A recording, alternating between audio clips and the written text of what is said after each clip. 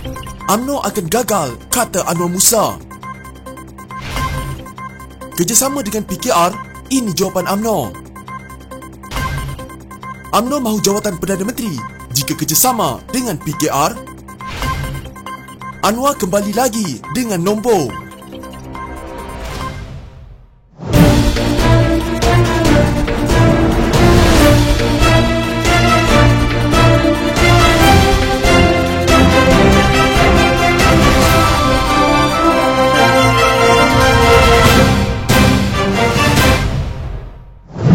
Sebarang kerjasama membentuk kerajaan antara UMNO dengan Parti Liberal dan Sosialis seperti PKR serta DAP dilihat akan membawa kepada kegagalan berikutan ideologi yang jauh berbeza. Ahli Parlimen Ketereh Tan Sri Anwar Musa berkata, ia berbeza dengan kerjasama UMNO, PAS serta Parti Pribumi Bersatu Malaysia yang memiliki ideologi sama, iaitu perjuangan berasaskan orang Melayu dan Islam. Beliau yang juga bekas Setiausaha Agung UMNO menegaskan, kerjasama dalam politik perlu memiliki ikatan yang kukuh dan bukan atas konsep marriage of convenience atau mahu meraih jumlah kerusi Parlimen mencukupi untuk memenangi pilihan raya umum semata-mata. Kenapa UMNO, PAS dan Bersatu boleh diikat? Kerana berkongsi dasar yang sama, Melayu dan Islam. Di samping tidak menafikan kepentingan kaum lain, ada titik persamaan walaupun ada banyak juga perbezaan. Ini berbanding parti liberal seperti PKR yang tidak beragendakan Melayu dan Islam. DAP adalah parti sosialis yang tidak beragendakan Melayu dan Islam. Katanya dalam wawancara UMNO, Perikatan Nasional atau Mufakat Nasional di TV Pertiwi malam tadi.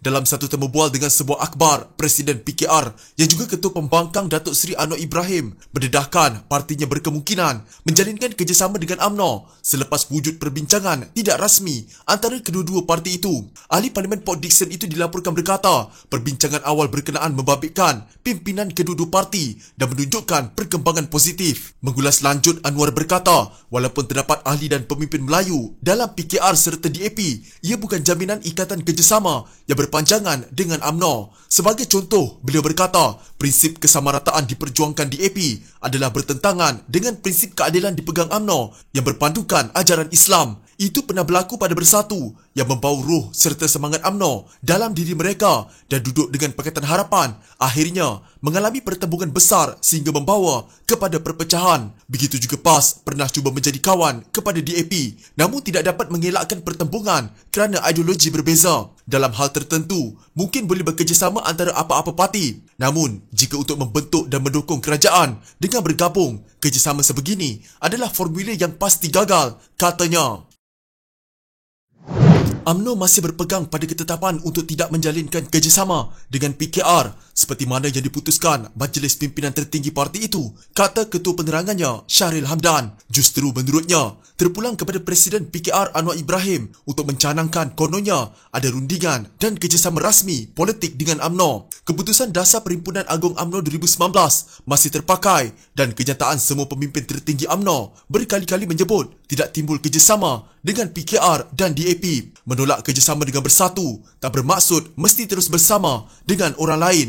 Hakikatnya Majlis Tertinggi UMNO belum pernah mengubah Keputusan Dasar PAU 2019 yang menolak kerjasama dengan PKR dan DAP, katanya dalam satu kenyataan. Terdahulu Anwar mendakwa bahawa terdapat perbincangan tidak rasmi antara partinya dan UMNO mengenai kemungkinan kerjasama untuk pilihan raya umum ke-15. Difahamkan kedua-dua parti tidak berpuas hati dengan Parti Bersatu yang diterajui Perdana Menteri Muhyiddin Yassin yang menerima penyertaan sejumlah anggota Parlimen yang berpaling tadah dari UMNO dan PKR. Dalam wawancara bersama utusan Malaysia baru-baru ini, Anwar berkata bahawa kerjasama itu tidak lebih daripada sekadar untuk menyelamatkan negara daripada kebobrokan. Dalam pada itu, Syahril berkata, UMNO tidak boleh menari dengan mengikut rentak orang lain. Sebaliknya, parti itu perlu memberi fokus pada pengukuhan dalamannya serta menarik sokongan rakyat kepada UMNO. Jika Anwar masih mahu mencanang kononnya ada rundingan dan kerjasama rasmi politik dengan UMNO, itu adalah hak beliau untuk bercakap, seperti mana selama ini beliau tak berhenti-henti mengatakan bahawa beliau ada majoriti di Parlimen. Kita tidak perlu menari mengikut rentak orang lain,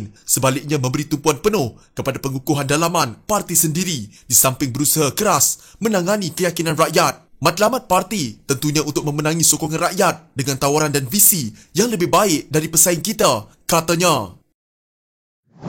UMNO boleh pertimbang kerjasama dengan PKR, namun jawatan Perdana Menteri perlu diberikan kepada UMNO, kata Ketua Penerangan Barisan Nasional Selangor, Isham Jalil. Jelasnya, akal umbi pasti menolak kerjasama dengan PKR jika matlamatnya adalah untuk mengangkat Presiden PKR Anwar Ibrahim sebagai Perdana Menteri. Pada hemat saya, kita terbuka untuk pertimbang kerjasama dengan sesiapa sahaja asalkan mereka ikhlas dan jujur dalam kerjasama tersebut, dan ia juga bergantung kepada penerimaan akar umbi UMNO dan pucuk pimpinan parti. Saya tidak rasa akar umbi UMNO akan terima kerjasama ini jika tujuan Anwar semata-mata kerana dia ingin jadi Perdana Menteri. Oleh itu, jika Anwar ikhlas untuk bekerjasama dengan UMNO, maka dia perlu terima hakikat bahawa dia tidak boleh paksa UMNO untuk terimanya sebagai Perdana Menteri, katanya dalam satu kenyataan. Terdahulu Anwar mendakwa bahawa terdapat perbincangan tidak rasmi antara partinya dan UMNO mengenai kemungkinan kerjasama bagi menghadapi pilihan raya umum ke-15. Difahamkan kedua-dua parti tidak berpuas hati dengan bersatu yang diterajui Perdana Menteri Muhyiddin Yassin